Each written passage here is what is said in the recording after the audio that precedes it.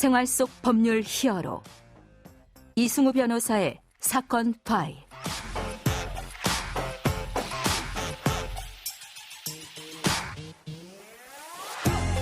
안녕하세요. 이승우 변호사입니다. 각종 사건 사고에서 여러분을 구해드리겠습니다. 오늘 열어볼 사건 파일은 노동법 관련 내용입니다.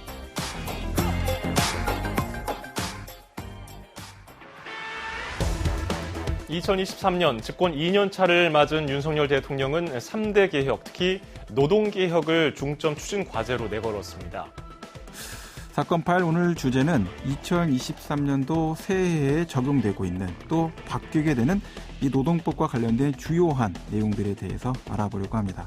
이 노동법 전문 변호사인 유지원 변호사님 모시고 알아보도록 하겠습니다. 안녕하세요, 변호사님. 네, 반갑습니다. 작년 12월 11일부터 이제 노사협의회와 관련된 의무가 도입됐습니다. 자, 올해부터 적극적으로 이제 시행되고 있는데요. 어떤 내용인지 설명을 좀 부탁드립니다. 가장 언론에 많이 나온 것은 일단 최저임금이 9,160원에서 9,620원으로 오르고, 네네. 그리고 건강보험에서 직장가입자 및 그 지역가입자가 다 인상되는 그런 부분은 언론에 많이 공개가 됐고요. 네네. 다만 그 노사협의회 관련해서는 아마 좀 생소하실 부분들이 있을 것 같습니다. 그렇습니다. 원래 그 노사협의회는 우리나라에서 역사가 그렇게 오래된 제도는 아니거든요. 예. 원래 그 노조 운동으로 해서 노조가 활성화가 돼서 운영되는 각 근로자 근로 환경마다 적용되면 좋겠지만 그렇지 않은 환경에서는 근로자의 대표자 그리고 사용자의 대표자가 동수를 이뤄서 여러 가지 그 근로 환경에 대한 현안을 협의하도록 하고 그 의결을 통해서 어떤 취업 규칙에 반영하거나 향후 계약서에 반영할 수 있도록 굉장히 순조롭게 할 수 있는 부분이 있었습니다. 네네. 그것이 이 노사협의회와 관련한 내용이고 그 노사협의회 관련한 내용 중에 그 근로자위원 선출 방법이 변경이 됐는데 이게 사실은 직선제 형태로 바뀌다 보니까 예전에 그러니까 동수라고 하더라도 사용자 측 내지는 간선을 통해서 그냥 올라간 분들이 아니라 근로자분들도 사용자위원과의 동수의 근로자위원을 놓고 그다음에 여러 가지의 그 이제 근로 여건, 근로 환경에 대한 부분을 의결할 수 있도록 하는 대표성이 강화되는 그렇게 내용이 바뀌었다 이렇게 말씀드릴 수 있습니다. 예, 그럼 이제 그 관련해 그 노사협의회 구성과 관련돼서 어떤 식으로 이제 그림을 그려야 될지 청취자분들께 좀 설명을 좀 해주시면 좋을 것 같습니다. 기본적으로 노사협의회에서는 이제 근로자위원이라는 분들이 가장 중요한데 예전에는 뭐 추천을 받아야 되거나 뭐 근로자여야 된다거나 뭐 이런 여러 요건들이 있었는데 그것이 아니라 그냥 근로자이면 되고요. 그다음에 이제 과반수 근로자들이 다 투표에 참여해서 직접 선거, 비밀 선거, 무기명 선거로 그 인원수를 구성할 수가 있고 다만 이분들에 대한 의사결정의 내용이 달라지는 건 없습니다. 다만 이렇게 되면서 근로자의 대표성이 강화되면 예전에 근로근참법에 따른 노사협의회가 할 수 있는 여러 그 권한들이 좀 확대되거나 확대되지 않을까 하는 기대가 좀 있는 겁니다.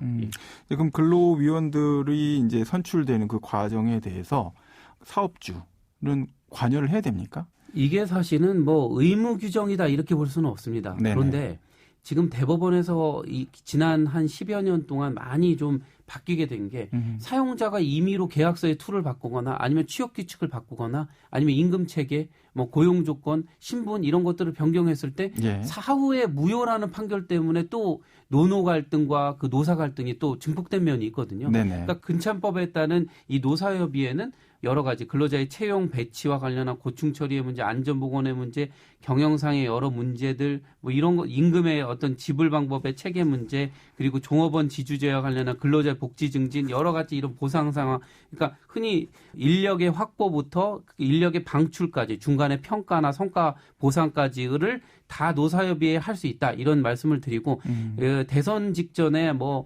노동이사제를 도입하느냐 마느냐 이거 가지고 논란이 많았는데 결국은 이 정부는 그 대안으로 이것을 활용하겠다는 메타포로 좀 보입니다. 예, 뭐 좀 제 사안을 좀 적용해서 여쭤보면 저 같은 경우는 이제 로펌을 운영하고 있는데 전체 직원이 한 100명 정도 되는 상태에서 이제 변호사와 변호사 외의 직원들 이제 이원화되어 있는 구조다라고 볼 수가 있는데 이런 경우에 이제 근로자위원을 선출한다라고 하게 된다면 이제 어떤 식으로 선출을 해야 될까요?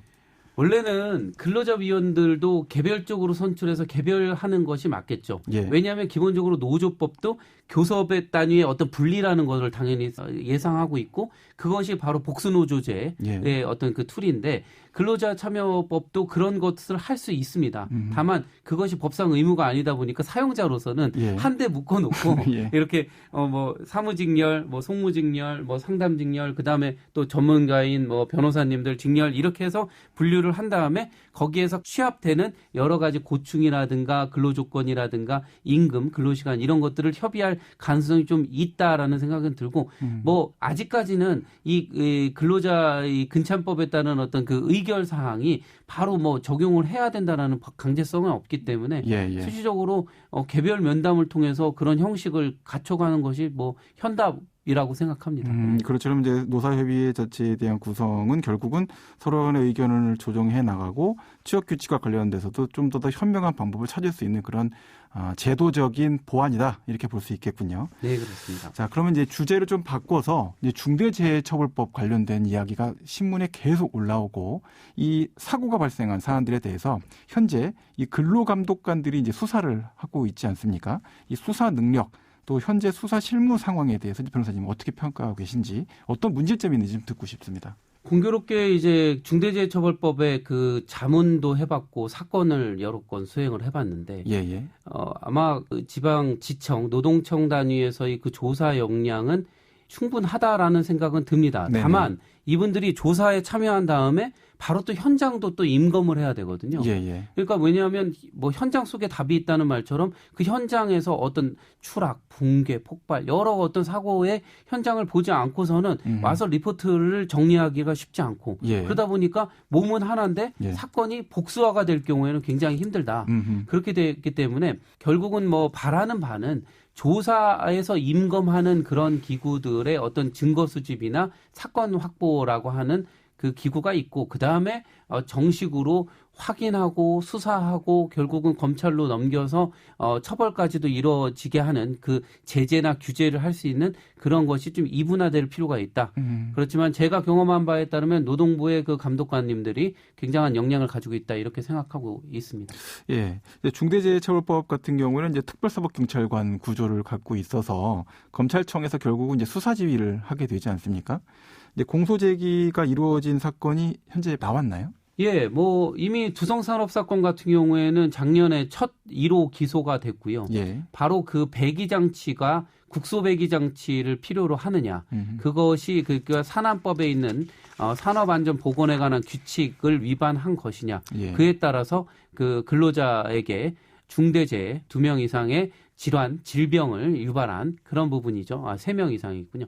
그런 것으로 일단 기소가 된 상황이고 다만 바로 헌법소원이 제기돼서 명확성의 원칙이나 좀 이런 것이 좀 위헌이다라는 주장이 제기가 됐고요. 그 이후에도 지금 40여 건 정도가 지금 아마 기소 의견으로 검찰 단계에서 넘어가 있고 네네. 최근에는 제주지검에서 그 기숙사와 관련한 어떤 건설 현장의 그런 사고를 중대재해처벌법 위반으로 기소한 바 있습니다. 네. 그럼 검찰청에서는 이제 중대재해처벌법 수사 지휘 또는 공소 제기, 공소 유지와 관련된 가이드라인이 어느 정도 정리가 된 상태입니까?